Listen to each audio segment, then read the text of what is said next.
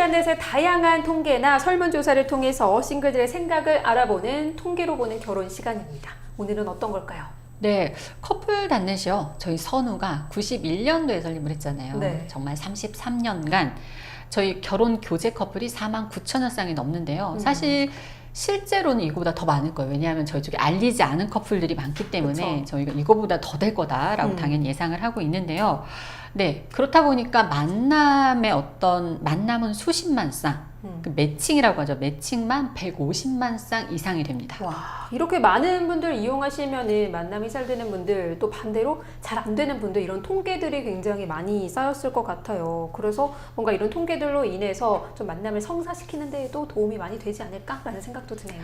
네, 그래서 오늘은요, 만남을 어렵게 하는 결정사의 꼴불견을 소개해 보도록 하겠습니다. 네. 선두 커플 매니저들이 소개와 만남 과정에서 발생하는 여러 상황들을 종합해서요, 5가지의 유형을 만들었습니다. 네, 그렇다면 5가지 중 첫 번째 유형, 상대의 마음을 찢어놓는 무매너, 남지청이죠. 네, 예를 들면 그 30살의 남성이 한 분이 있었어요. 이분이 외모는 엄청 훈남인 거예요. 대기업에 다니고 가정환경도 굉장히 좋아요. 정말 우리가 그야말로 킹카라고 하는 분인데요. 네. 이분이 만남을 하고 나면 여성분들에게서 정말 너무 안 좋은 평들이 막 나오는 거예요. 왜요? 그러니까 처음에는 그 조건이나 이런 게 너무 이제 호감이 돼서 이제 만남이 잘 되는데, 만나고 나면 이분에게 뭔가 이렇게 성격적인 부분에서 좀 안 맞는다 이런 생각이 드나 봐요. 그러면 여성분들이 뭐 거절할 수 있잖아요. 네. 그러면 처음에 그 매너 좋게 대했던 이 남성이 180도 돌변을 하는 거예요. 그래서 전화나 문자로 폭탄 문자를 막 보내는 거죠. 막 네. 욕을 하기도 하고, 왜 뭐 네가 뭔데 나를 안 만나 막 이러면서. 그래서 여성들이 굉장히 상처를 많이 받는 경우들이 발생을 했었습니다. 네, 진짜 이런 유형도 있군요. 자, 다음으로 또 다른 유형, 마음에 안 들면 돈을 안 쓴다. 제로페이형입니다. 네, 이런 경우도 참 매니저들이 중간에 난감한 경우입니다. 그럴 것 같아요. 네, 어떤 한 분은요, 공기업 다니는 분이었는데, 네. 이분도 겉으로는 인상도 좋고, 뭐, 성격도 좋은 분이에요. 근데 이분 역시 만나고 나면 여성분들이 그다지 좋은 평가를 하지 않았어요. 이유를 보니까 여성들을 만날 때 돈을 잘 안 쓰는 거예요. 네. 그러니까 보통은 뭐, 마음에 들든 안 들든, 처음에 이제 남성이 매너로 뭐, 착값 정도는 내고 그쵸. 이런 경우들이 많잖아요. 네. 근데 이분, 정말 본인의 뭔가 이렇게 여기에 대한 해명도 정말 좀 황당한 게, 뭐 돈으로 환심을 사고 싶지 않다 나는 여성에게, 뭐 착각 정도가 환심인가요? 그러게요. 네, 그런 핑계를 대시면서 네. 실제로는 이제 본인이 확신이 없는 여성에게는 돈을 한 푼도 쓰고 싶지 않은 이런 분인 건 거죠. 그래서 어떤 경우는요, 뭐 이렇게 호텔 커피숍에서 만나는데 보통은 차를 시켜야 되잖아요. 네. 남성이 안 시키고 있는 거예요. 네. 그러니까 여성분이 먼저 시키기도 그렇고, 그래서 뭐를 시켜야 되지 않나요? 이렇게 먼저 물어봤대요. 그랬더니 자긴 마시고 왔다면서 물만 마시고. 네, 그렇게 그냥 나온 여성도 저에게 한번 크게 아, 이런 분이 어딨냐 이러면서 컴플레인을 한 적이 있었습니다. 근데 그런 게 참 첫인상에서도 되게 안 좋게 받아들여질 텐데. 이런 분들은 잘 될 수가 없죠. 그렇죠. 그러니까. 맞아요. 네. 자, 그럼 세 번째는요. 무조건 특정 직업을 요구한다. 막무가내형입니다. 네, 여성분들 중에 이런 분들이 더 많으신 것 같아요. 이제 어떤 특정 직업을 요구하시는 경우는 30대 초반의 한 여성이었는데, 이분 외모, 학력, 직장 등 본인은 좀 평범한 여성인데요. 네. 전문직 남성만 소개를 받으려고 하는 거예요. 그러니까 이런 분들의 특징이, 처음에 가입할 때부터 사실 전문직만 원해 이러면 저희가 사실은 어렵습니다 이렇게 얘기를 하거든요. 왜냐하면 저희는 현실적으로 좀 판단이 되잖아요. 그쵸. 근데 처음에는 뭐 대기업이나 뭐 전문직 그냥 두루두루 다 좀 만날래요 하고 들어오시고는 막상 매니저가 소개하면 대기업 정도 이렇게 소개를 하잖아요. 이런 분은 내가 주변에서도 얼마든지 만날 수 있어요. 내가 돈을 내고 왔는데 당연히 전문직을 해줘야죠 이러면서 바뀌시는 거죠. 그래서 매니저에게 왜 나에게 전문직을 소개 안 한 내가 돈을 내고 왔는데, 이렇게 뭔가 계속 이제 힘들게 하시는 이런 분들이 있는데요.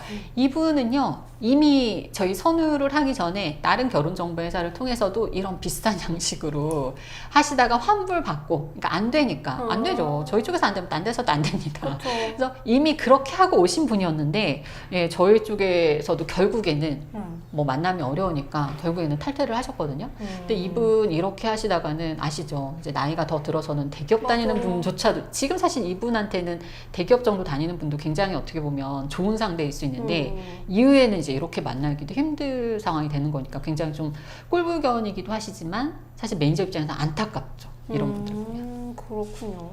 자, 다음으로는 자동차 사는 집까지 확인한다. 삽질형입니다. 근데 요즘에 인터넷 뭐 구글 검색 뭐 이런 거 통해서 정말 뭐 이런 것까지 알 수 있나 할 수 있을 정도로 뭔가 이렇게 하시는 분들이 계신데, 예전에는요 이분 한 30대 초반에 은행원 분이 계셨거든요. 정말 신상털기의 대가였던 분이 계신데, 네. 이분에게 남성을 소개하면 거의 3주 안에 남성의 집 주소까지 알아내는 분이 있어요. 그래서 와, 대단하다. 집 앞까지 가가지고 그 사람의 어떤 생활 수준이, 그러니까 어디 사는지를 일단 알아내서 그 사람의 생활 수준이나 이런 걸 미리 파악을 하는 거예요. 근데 뭐 여러 가지 뭐 이렇게 신상털기를 하다 보면 과거에 뭐 안 좋은 뭔가 이런 기록들도 있을 수 그쵸, 있잖아요. 맞아요. 특히 이제 그 인터넷으로 막 그 예전에 게시판이나 어디에 막 글 올렸던 것들, 이런 것들까지 다 찾아내는 분들이 계신데, 사실 뭐 10년 뭐 20년 전에 10년 뭐 이렇게 전에 뭐 그렇게 했을 수도 있잖아요. 한때 내가 뭐에 관심이 있어서 했을 수도 있는데, 그런 걸 다 일일이 알아내고 그러면서 이 상대는 안 되고 이렇게 미리 다 걸러내다 보니까 사실 세상에 흠 없는 사람이 어디 그쵸, 있겠습니까? 맞아요. 그렇죠. 근데 이분은 그렇게 하면서 결국에는 네, 본인 스스로 뭔가 좋은 상대를 만나는 기회를 계속 놓치고 있는 이런 분들이 계시죠. 안타깝네요, 뭔가. 아이. 자, 마지막입니다. 한 번 만나면 손잡고, 두 번 만나면 안고, 과속형입니다. 아, 네. 뭐 요즘에는 사실 이런 부분에서 굉장히 좀 자유분방한 연애를 하고 계시기는 하죠.